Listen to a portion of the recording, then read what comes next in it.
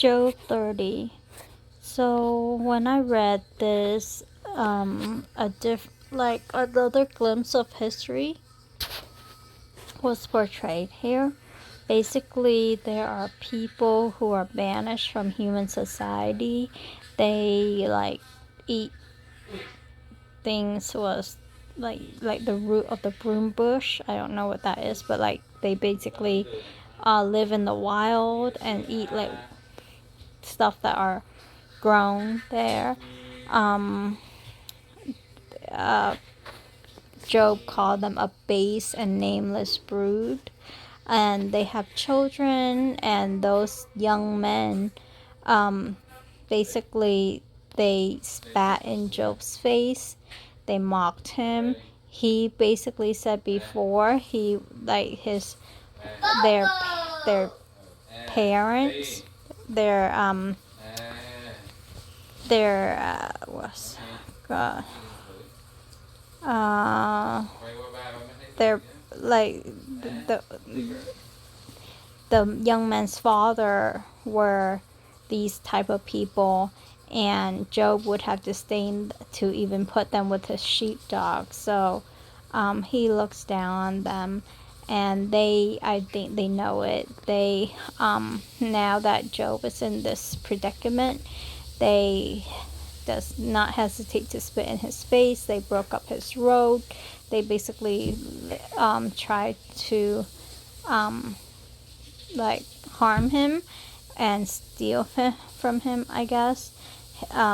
His safety vanishes like a cloud, is what he said, and his life ebbs away from him. His day of suffering, the night pierces his bones, and gnawing pain never rests.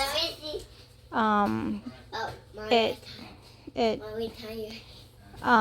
verse 18, in his great power, God becomes like clothing to me. It seems like that doesn't sound like, it sounds like a good thing, but it doesn't sound like a good thing from context.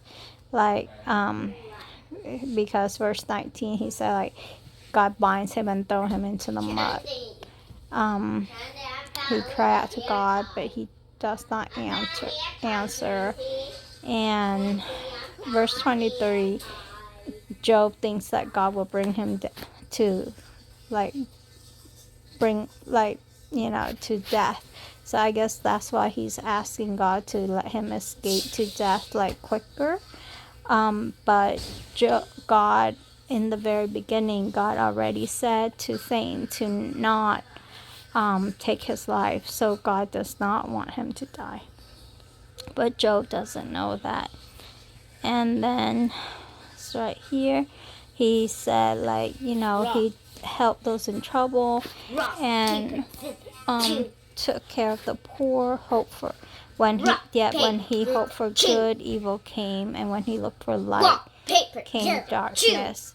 His skin is blackened, and then peels, and his body burned with fever.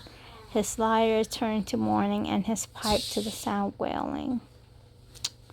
But he cried for help, but I guess his place is with the wild animals. So very, very depressing, everything here. And it feels like my brother-in-law is obviously not Job, because my brother-in-law doesn't know God, but still he is in a place of suffering similar to what Job is. A pain constantly is with him, and they're just, I guess, suffering through it. Except with Job, he knows God, and my brother-in-law doesn't.